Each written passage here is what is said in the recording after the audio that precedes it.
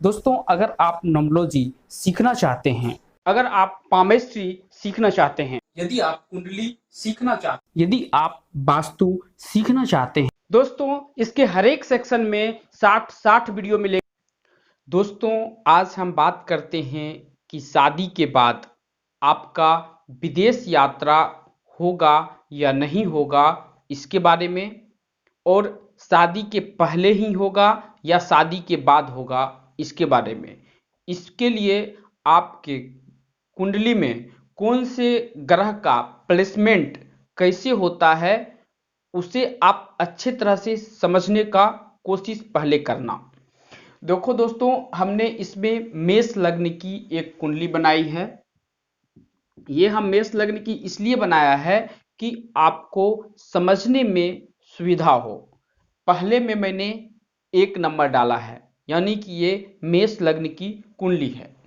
अगर किसी भी जातक का 7वां घर, यानी कि आप अपने कुंडली को निकालो, वो लग्न चार्ट होना चाहिए, और जो 7वां घर यानी कि ये शादी का भी घर होता है।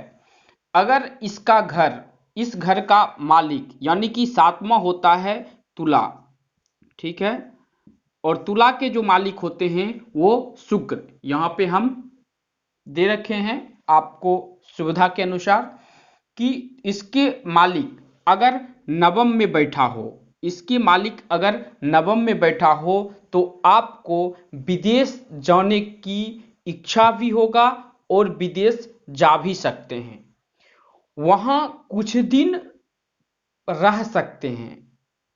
हाँ, प्रॉब्लम भी होता है बहुत से आदमी का, उसका कुंडली अलग होता है, क्योंकि आदमी के योग नहीं होते हैं और वो विदेश चले जाते हैं। तो उस स्थिति में अगर मंगल का धनेश में ना हो सॉरी, उसके बाद उस स्थिति में धनेश में ना हो या शुक्र स्ट्रांग नहीं हो, तो उसको विदेश में जाने के बाद भी वहां पे प्रॉब्लम होता है।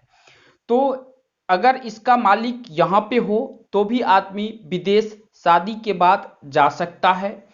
अगर इसका मालिक अगर इस घर में बैठा हो, यानी कि 12वें घर में बैठा हो, तो भी विदेश जाने का योग आदमी के कुंडली में बनता है और वो विदेश जा सकता है। यानी कि शुक्र जो है यहाँ में बैठा हो तो भी आदमी विदेश जा सकता है, ये 100% सही है। अगर ऐसा योग है तो आप शादी के बाद 100% योग है कि आप जा सकते हैं। इसमें हम एक चीज और जोड़ लेंगे कि आप वीडियो देखो, लास्ट में हम आपको उपाय भी बताएंगे कि अगर आपकी कुंडली में नहीं है तो हम कैसे विदेश जा सकते हैं। ये 2 रूल बताया आपको विदेश जाने का योग। अब हम बात कर लेते हैं कि अगर किसी चौथा योग का, तो अगर किसी भी व्यक्ति का, यहाँ पे आपको दिख रहा है चौथा जो कर्क होता है, यहाँ इसके मालिक जो होते हैं चंद्रमा होते हैं,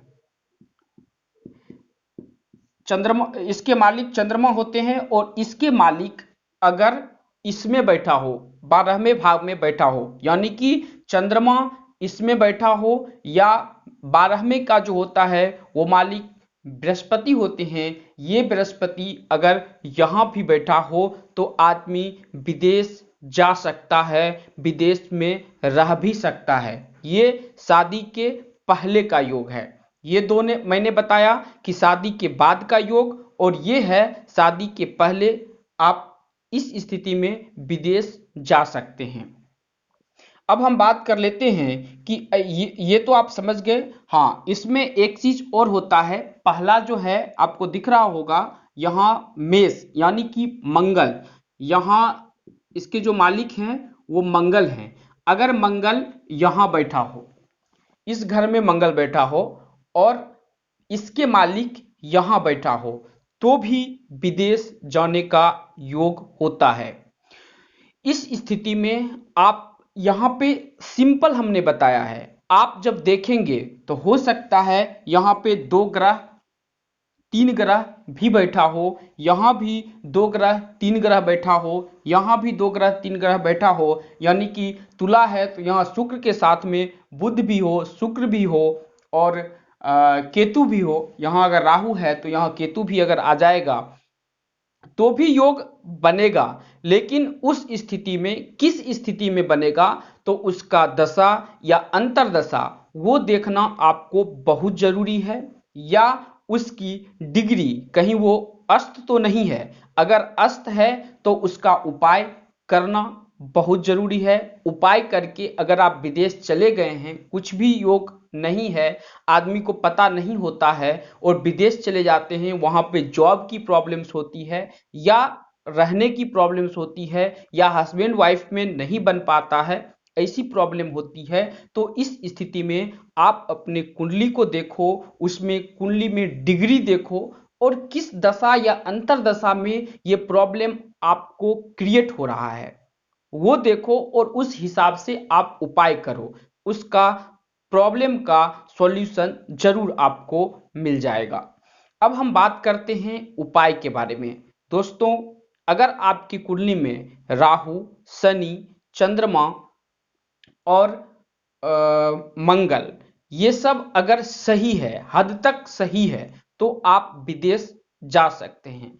एक चीज में हम 100% बताएंगे कि अगर राहु सही है तो आप विदेश जा सकते हैं, बच सकते हैं। लेकिन ये कंडीशन जो है, इसके अलावा भी कंडीशन होता है, लेकिन वो क्रिटिकल कंडीशन है, हम यहाँ पे समझा नहीं पाएंगे और आप वो समझ नहीं पाएंगे। तो ये सिंपल सा है कि आप ये चीज अगर आपकी कुंडली में है तो आप देखो। अगर उपाय करना चाहते हैं तो आप उपाय कर लो। अगर आपकी कुंडली में ये सब योग नहीं है, अगर आप जाना चाहते हैं, तो आप किसी भी शुक्ल पक्ष के शनिवार से मछली को बूट यानी कि चना खिला सकते हैं या उसे दाना खिला सकते हैं। अगर मछली को नियमित आपने 3 से 4 महीना अगर खाना दिया, तो इससे आपको विदेश जाने की जो इच्छा होती है या आपकी संभावना होती है वो प्रबल हद तक सॉल्व हो जाता है और आप विदेश जा सकते हैं। दोस्तों, इस कुंडली के अलावा आपके पास अगर कोई भी प्रॉब्लम है तो आप नीचे कमेंट में लिख सकते हैं। इस चैनल को सब्सक्राइब कर लो और बेल आइकन को दबा लो। हम मिलते हैं आपसे एक नए वीडियो में। धन्यवाद।